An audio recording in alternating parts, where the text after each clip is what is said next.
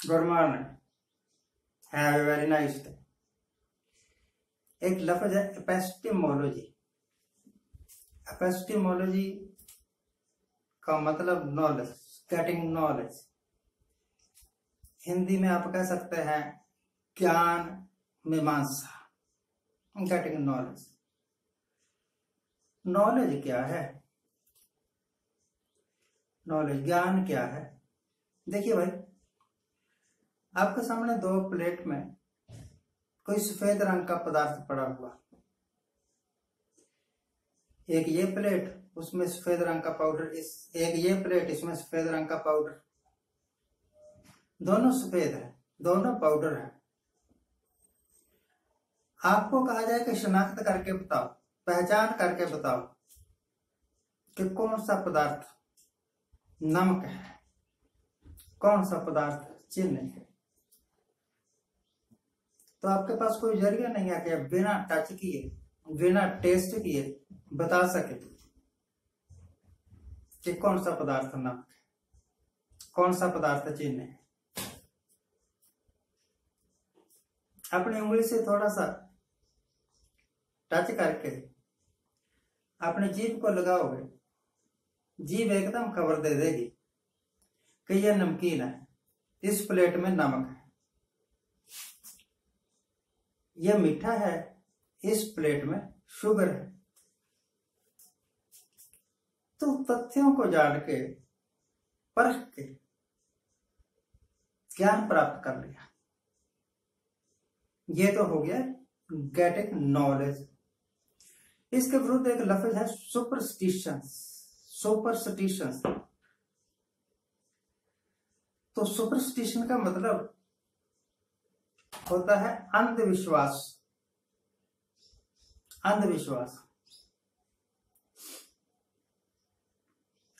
जानते कुछ नहीं, हकीकत कुछ नहीं है, सच्चाई कुछ नहीं है, परखने पर कुछ हाथ नहीं आएगा, परंतु यकीन कर लिया कि ये जो पत्थर है ये बाबा पत्थरी है। मुझे कुछ दिन पहले एक लड़का मिला, कहने लगा मेरी दादी को कई बार स्वप्न में, कई बार जागते हुए बाबा पत्थरी आके आदेश देते हैं और जो कुछ उन्होंने लेना होता है वो कह देते हैं, भक्तनी कल को मेरे को खीर का प्रसाद चढ़ाओ, कल को मेरे को हलवा चढ़ाओ। मैं बड़ा हैरान,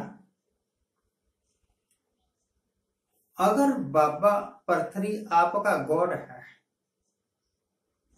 तो गॉड तो हमें देने के वास्ते है ना। अगर गॉड ही भिखारियों की तरह मांगता रहेगा तो वो गॉड कैसा। खैर, मैंने कहा फिर क्या किया? फिर हमने अगले दिन खीर बनाई या अगले दिन हलवा बनाया और पिपल के नीचे जाके बाबा पत्थरी के नाम का धूप जलाया, जोत जगाई और फिर खीर हलवा उनको अर्पण कर दिया। मैंने कहा फिर बाबे ने खाया? वो तो सूक्ष्म रूप है, उन्होंने स्वीकार कर लिया, बाकी फिर हम घर ले आए और बांट दिया। यानी खुद ही खीर बनाई थी, खुद ही खा गए, बाबे का तो नाम ही है बीच में। खुद ही हलवा बनाया था, खुद ही खा गए, बाबे का तो नाम ही है बीच में। This is nothing but superstitions. और ऐसे ही सुपरस्टिशंस को लेकर अंधभक्त चले हुए हैं कि क्योंकि मोदी साहब हैं, क्योंकि मोदी साहब ने ये कह दिया है, इस करके ये होगा ही। मैं भी अंधभक्त हूं मोदी साहब का, और आज मैं बोल रहा हूं, अगर तब तक मैं जिंदा रहा तो खुद भी देख लूंगा, नहीं तो आप तो मेरे बाद में देखेंगे। झूठ में कभी बोलता नहीं, बकवास में कभी करता नहीं। आज मैं कहता हूं 2024 का इलेक्शन जीतने के वास्ते ये वाले लोग जो इस वक्त रूलिंग है, मोदी साहब का नाम मैंने स्पेशली नहीं लिया क्योंकि मुझे लगता है कि 2024 के बाद प्राइम मिनिस्टर मोदी नहीं होगा, कोई और होगा। मुझे लगा, मैंने बोल दिया युद्ध होगा 2024 का इलेक्शन होने से पहले, और पक्का यकीन है कि चाइना के साथ होगा। चाइना के साथ युद्ध के बहाने भी हैं और चाइना के साथ हमारी मित्रता भी है। जब जब हम कहेंगे कि युद्ध शुरू करो तो वो युद्ध शुरू कर देंगे, जब हम देखेंगे कि अब हमारा काम हो गया तो हम कहेंगे युद्ध रोको तो वो युद्ध रोक देंगे। मित्र जो होंगे भाई, इस दौरान युद्ध में अगर 100, 200, 400 सैनिक मर गए तो मामूली बात है, सैनिक तो भर्ती ही होते हैं इस करके क्योंकि उन्होंने मरना होता है देश की खातिर, और नेता होते ही इस खातिर है पैदा क्योंकि उन्होंने देश की सेवा करने। मायावती ने देश की सेवा करनी थी, एक गरीब परिवार से आई थी, औकात कुछ नहीं थी, गरीब परिवार, 4-5 बच्चे, बाप कमाता रहा, उनको पेट भर के रोटी खिला सकता था, बस और कुछ नहीं कर सकता। कांशीराम के साथ मुलाकात हो गई, वो औरत जिसके अपने बैंक खाते में जब वो पॉलिटिक्स में नहीं आई थी 100, 200 या 400 रुपए ही होते होंगे, अब 300-400 करोड़ की मालिक। तो सबसे बड़ा देवता तो पॉलिटिक्स हो गया ना। बाबा परथरी ना हुआ, बाबा परथरी तो खुद कह रहा है मुझे खीर खिलाओ, और पॉलिटिक्स का देवता कह रहा है एक बार पॉलिटिशियन बन जा, तेरे खजाने भर दूंगा। तो एक नया गॉड पैदा करना पड़ेगा, पॉलिटिक्स का देवता। अभी मैंने नाम नहीं रखा, नामकरण करेंगे 2024 में। मुलायम सिंह, लालू प्रसाद यादव और बीजेपी वाले, जिस वक्त 2014 से पहले बीजेपी पावर में नहीं थी, तब इनके खाते में बीजेपी का जो अकाउंट होगा वो 200-400 करोड़ होंगे। अब 40,000 करोड़ से ऊपर है, इतना पैसा कहां से आया?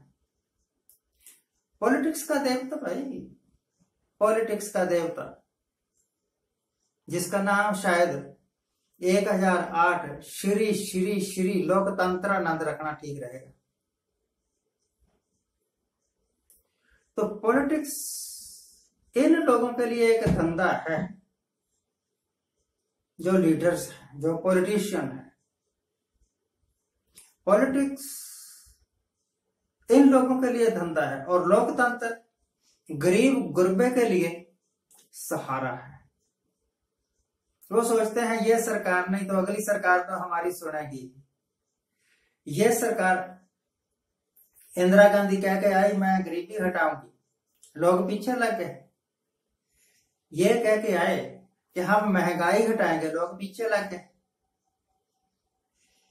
इंदिरा गांधी ने परिवार कंट्रोल करने के लिए परिवार कल्याण योजना शुरू की, और ये भी वो योजना शुरू कर रहे हैं। अगर वो पॉपुलेशन कंट्रोल कर रही थी और वो बुरी बात थी, और आप पॉपुलेशन कंट्रोल कर रहे हैं, ये आप अच्छी बात कैसे सिद्ध करोगे? यानी जो कुछ कांग्रेस के लोग करते रहे वही ये लोग कर रहे हैं, फिर भी अपने आप को, इनको गलतफहमी है कि हम कांग्रेस से बेटर हैं। ना आप ना कांग्रेस कोई देश के लिए बेटर नहीं है, आप सब लोगों को बेवकूफ बनाते हैं। आज के लिए इतना ही। सोचिए, मैं जो कह रहा हूं आपके पल्ले भी पड़ी बात। Thank you very much for watching.